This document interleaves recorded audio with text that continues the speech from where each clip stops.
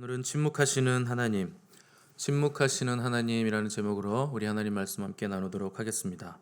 신앙생활을 하다 보면 가끔씩 왜 이런가 이런 생각이 들 때가 있습니다. 국가적인 재난이라거나 또 교회적인 환란이 임할 때, 또 신실한 의인들이 까닭없이 고통을 당하고 죽음을 맞이할 때 우리는 도대체 왜 이런 일이 일어나는지, 왜 그런 사람이 고통을 받는지, 왜 믿지 않는 악인은 형통하는데 믿는 자들은 어렵게 사는지, 하나님은 이런 것에 대해서 왜 침묵하고 가만히 계시는지 궁금증을 가지게 됩니다.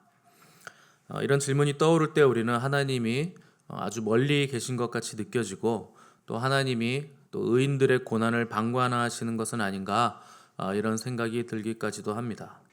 또 아무리 기도를 해도 응답이 없고 아무리 구해도 구하는 것이 오지 않을 때 하나님은 과연 내 기도를 들으시는가 이런 생각이 들 때도 있고, 거기다 악인들이 의인들을 조롱하는 말과 행동을 보면 또 우리 내면에서 뒤집어지는 그 분노와 억울함이 느껴질 때도 있는 것입니다. 오늘 읽은 시편의 이 다윗도 이런 심정을 토로하면서 이 시편을 노래했는데, 어찌하여라는 말로 다윗은 계속 부르짖었습니다. 도대체 어찌해서 하나님은 그렇게 하시는 것입니까? 왜 나타나지 않으십니까? 하나님 살아 계십니까? 이런 궁금증이 바로 이 어찌하여라는 말에 지금 녹아 있는 것입니다. 이 세상에 만연한 불의와 죄악들 앞에서 하나님이 침묵하실 때 사람들은 도대체 하나님은 어디 계신가? 어찌하여 하나님은 심판을 내리시지 않는 것인가를 계속해서 물어왔습니다. 하나님을 믿는다고 하는 사람들도 드러나 보이시는 하나님을 선호하고 갈망하지, 침묵하시고 숨어 계시는 하나님을 별로 좋아하지 않는 것 같습니다. 우리는 악인들을 심판하시는 하나님, 그리고 의인들을 돌보시는 하나님, 또 즉각적으로 처분하셔서 억울한 사건 사고 없이 지구가 하나님의 공의로 완전히 다 평가되고 또 심판되기를, 그래서 우리의 마음이 시원해지기를 바라고 있는 것입니다. 그런데 우리의 생각처럼 하나님은 바로바로 심판을 내리지 않으시고, 또 바로바로 반응하지 않으시고 오히려 숨어 계시는 것 같은 하나님일 때가 훨씬 더 많다 하는 것입니다. 성경도 말씀하시기를 하나님은 말씀하시는 분이시지만 동시에 침묵하시는 하나님이라 하는 것을 말하고 있는데, 이사야서 45장 15절 보시면 구원자 이스라엘의 하나님이여 진실로 주는 스스로 숨어 계시는 하나님이시니이다, 이렇게 이사야 선지자가 고백을 했습니다. 하나님이 숨어 계신다 하는 것은 사람으로서는 하나님을 이해할 수 없는 분이시다 하는 말과 같은 뜻입니다. 이것은 당연한 것인데, 인간이 이해할 수 있는 신은 이미 신이 아니기 때문에 우리 입장에서 하나님은 숨어 계신 것 같고 이해할 수 없다 하는 것입니다. 다윗은 하나님의 숨어 계심 이것을 바라보면서 여호와여 언제까지니까 스스로 영원히 숨기실 것입니까? 이렇게 탄식하면서 간절히 하나님을 찾았던 사람이었습니다. 하나님께서 스스로를 숨기셨기 때문에 사람들이 오히려 간절히 하나님을 찾게 됐다 하는 것입니다. 하나님께서 스스로를 숨기실 때 우리가 어떻게 반응하는가, 이것을 보면 그가 어떤 사람인지를 우리가 알 수 있게 되는데, 하나님이 숨으실 때 악인은 더욱 날뛰게 되는 것이고 의인은 더욱 간절하게 하나님을 애타게 부르짖는다 하는 것입니다. 이 구약에서도 하나님을 간절히 찾았던 선지자가 있는데, 하박국 선지자는 여호와여 내가 부르짖어도 주께서 듣지 아니하시니 어느 때까지리이까? 내가 강포로 말미암아 외쳐도 주께서 구원하지 아니하시나이다, 이렇게 하박국서에서 절규를 했습니다. 그런데 이 하박국 선지자의 결론은 어떻게 났는가? 결국 하나님의 침묵 앞에서 이 선지자는 좌절하거나 원망으로 끝나지 않고 오히려 의인은 믿음으로 말미암아 산다, 이렇게 결론을 내렸습니다. 그리고는 무화과 나무잎이 마르고 포도 열매가 없어도, 또 감람 나무 열매가 그치고 논밭에 식물도 없고 양떼와 외양간에 송아지가 없어도 나는 오직 여호와를 인하여서 즐거워하겠다, 이렇게 나는 하나님으로만 인해서 기뻐하겠다 고백하는 때까지 이 선지자는 나아가게 됐습니다. 어떻게 탄식으로 시작했던 선지자의 탄식이 나는 하나님의 그 계심만으로도 즐거워하겠다 하는 고백까지 나아갈 수가 있었는가? 하박국 선지자나 이사야 선지자나 다윗이나 깨달은 것이 있습니다. 하나님의 침묵은 그 침묵 자체로 하나님의 응답이고 하나님의 일하심이라 하는 것을 이들이 깨달았다 하는 것입니다.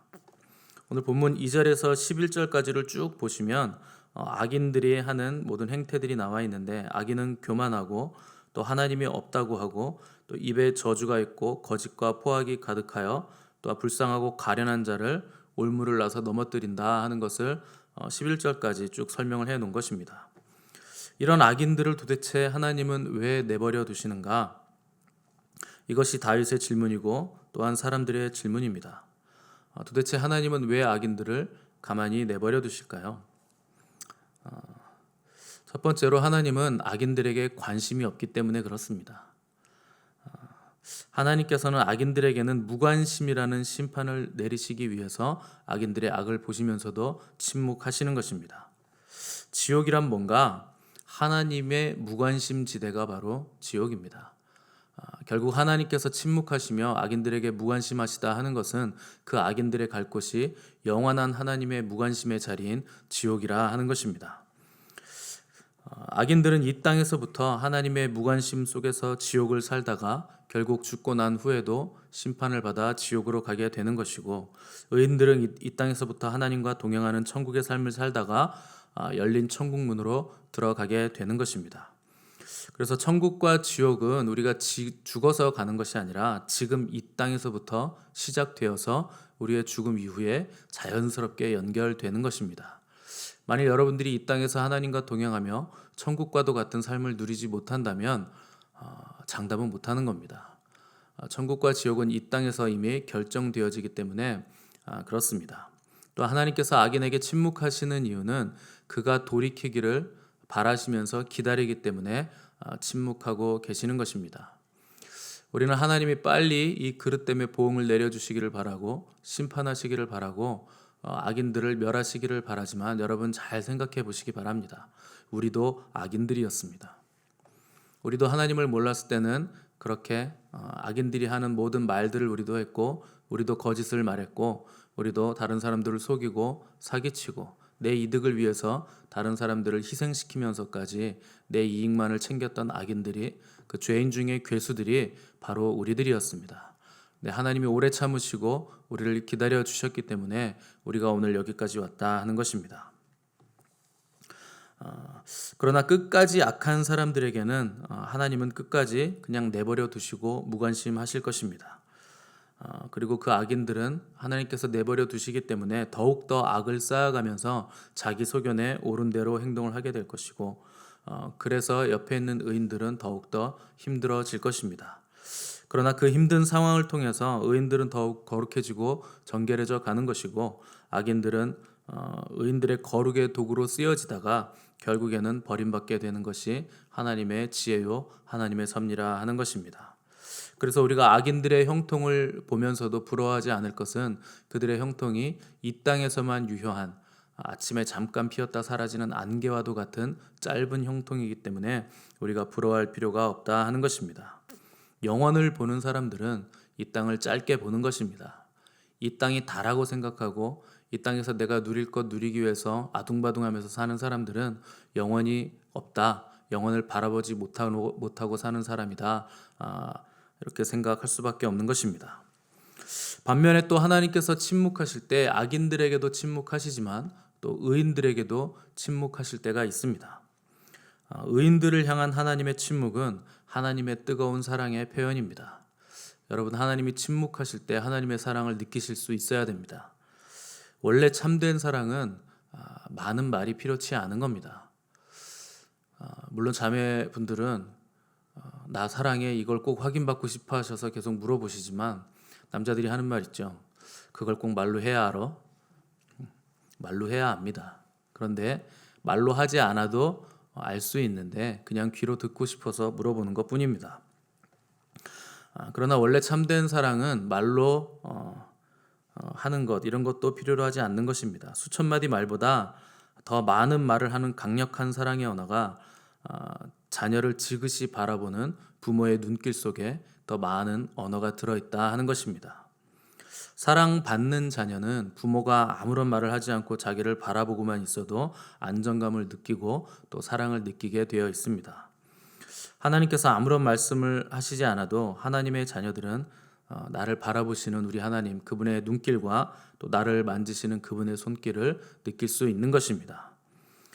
악인들을 향한 하나님의 침묵하심과 자녀들을 향한 하나님의 침묵하심은 완전히 다른 것이고 결이 완전히 다르다 하는 것입니다.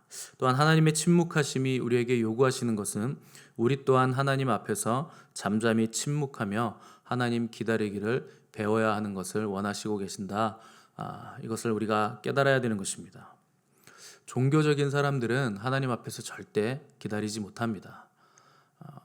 자기가 뭔가를 해야 될 것 같고 내가 막 움직이면서 이걸 빨리 해결해야 될 것 같은 느낌 때문에 가만히 앉아서 하나님의 도우심을 바라지 못하는 것입니다. 그러나 우리는 하나님의 침묵 앞에서 하나님의 시간을 기다리는 법, 그리고 하나님의 시간이 오는 그 비밀을 우리는 반드시 배워야 됩니다. 우리가 하나님을 기다려야 하는 이유는 우리가 원하는 시간에 하나님이 오시지 않고 그분이 정하신 시간에 하나님이 움직이시기 때문에 우리가 하나님을 기다리는 법을 배워야 하는 것입니다. 기다릴 수만 있다면 때가 되면 하룻밤 만에라도 모든 상황은 다 뒤집어질 수가 있는 것입니다. 요셉은 그렇게 오랫동안 감옥에 갇혀 있었지만 하룻밤 자고 일어났을 때 때가 되어 감옥에서 왕궁으로 옮겨져서 이집트의 총리가 됐습니다. 단 하루 만에 일어난 일이었습니다. 이해가 되지 않아도 또 자존심이 상해도 억울하고 힘들어도 당장 눈앞에 보상이 나타나지 않는다 해도 우리가 하나님 앞에서 기다릴 수만 있다면 그 사람은 하나님의 약속하신 것들을 받을 준비가 다 된 사람입니다. 그런데 기다리지 못하는 사람은 하나님 앞에서 잠잠히 앉아있지 못하는 사람은 받을 준비가 아직 안 된 것입니다. 그렇기 때문에 하나님은 오히려 더 그들에게 침묵하신다 하는 것입니다. 빌라도가 예수님께 나아가서 신문할 때 예수님에게 진리가 뭐냐 이렇게 물었습니다. 그때 주님은 대답을 하지 않으시고 침묵하셨습니다. 왜 침묵하셨는가? 빌라도라는 사람은 진리를 받을 수 있는 사람도 아니었고 진리가 그에게 허락되지도 않은 사람, 그리고 진리를 받을 준비가 되지 않은 사람이었기 때문에 주님은 침묵 속에서 너는 진리를 말해줘도 알 수도 없고 깨달을 수도 없고 받을 수도 없다 하는 것을 침묵으로 말씀을 하신 것입니다. 우리 주님도 겟세마네 동산에서 아버지 하나님 할 수만 있다면 이 잔을 내게서 좀 옮겨 주십시오 이렇게 기도를 드렸는데 그때 하나님은 침묵으로 일관하심으로 예수님께서 이 십자가 고난의 잔을 마시는 것이 하나님의 뜻이라 하는 것을 침묵으로 응답을 하셨습니다. 결국 예수님께서 하나님의 뜻을 따라 십자가에 달리셨고 이 극심한 고통 속에서 나의 하나님 어찌하여 나를 버리시나이까 처절하게 울부짖을 때도 하나님은 침묵하셨습니다. 그 침묵이 우리를 살렸고 완전하고 놀라운 구원의 완성을 이루어 주신 것입니다. 그러나 그때 침묵하셨던 하나님의 침묵은 고통의 침묵이었기 때문에 하나님의 그 고통을 대변하듯이 땅은 지진으로 아우성을 쳤고 무덤이 터지고 갈라지고 열렸고 또 찢어지게 아프셨던 아버지의 마음을 성전과 지성소를 맡고 있던 휘장이 찢어짐으로 우리에게 보여주신 것입니다. 하나님이 왜 침묵하시는가? 하나님은 응답하시기 위해서 침묵하시는 것입니다. 하나님이 숨으시는 이유는 때가 되매 하나님께서 드러나시기 위해서 숨으시는 것입니다. 그래서 하박국 선지자는 하나님의 침묵에 대해서 정한 때가 있나니 그 종말이 속히 이르겠고 결코 거짓되지 아니하리라. 비록 더딜지라도 기다리라. 지체되지 않고 정령 응하리라. 이렇게 확신을 가졌습니다. 오늘 본문 12절 보시면 하나님은 정한 때에 일어나시고 그분의 손을 들어 반드시 심판을 내리게 될 것입니다. 그리고 그때와 시기는 결코 늦지 않은 때일 것입니다. 하나님께서 침묵하시고 더디 오시는 이유는 17절 말씀처럼 우리의 마음을 준비시키기 위해서라 하는 것입니다. 하나님이 침묵하시는 동안 우리는 하나님 앞에서 잠잠히 기다리고 그분을 닮아가게 돼 있습니다. 기다리면서 하나님을 닮아가는 것입니다. 그리고 기다리면서 하나님 오시는 그 시간을 준비하는 것입니다. 기다리는 시간은 우리의 심령이 강해지는 시간이고 또 우리 안에 불순물이 제거되는 정결의 시간이고 또 하나님의 마음과 우리 마음이 일치되는 정화의 시간입니다. 말씀하시고 역사하시는 하나님과 동행하는 사람은 침묵하시고 숨으시고 기다리시는 하나님과도 동행하는 법을 배워야 됩니다. 그것이 한 차원 더 높은 영역이고 한 걸음 더 나아가는 것이기 때문에 그렇습니다. 많은 사람들이 하나님이 응답하시고 초자연적인 역사와 기적들을 보이시면 반짝 뜨거워지고 하나님과 동행했다가 하나님이 침묵하실 때는 자기 생각대로 여기저기 다니면서 움직이는데 그것이 불신앙입니다. 구약에서 믿음이라 하는 것은 동행한다 하는 것입니다. 오직 하나님과 끝까지 동행하는 사람만이 믿음의 견고함을 가진 사람인 것이고 에녹은 하나님과 300년 동안 동행하다가 하나님과의 친밀함이 너무도 깊어 죽음을 보지 않고 하늘로 들려 올라간 것입니다. 하나님을 믿는다 하는 것은 그분이 말씀하실 때나 침묵하실 때나 환경이 어려울 때나 내 마음이 요동칠 때 변함없이 그분만 신뢰한다는 것이고 그분만을 의지한다 하는 것이 바로 하나님을 믿는다는 뜻입니다. 그것이 바로 믿음입니다. 이런 믿음이 없으면 우리는 절대 하나님을 기쁘시게 하지 못하는 것입니다. 그리고 믿음의 70%는 인내입니다. 인내로 우리 앞에 당한 경주를 하는 것입니다. 새벽이 오기 전이 가장 어둡고 또 생명이 태어날 때가 가장 고통스러운 것입니다.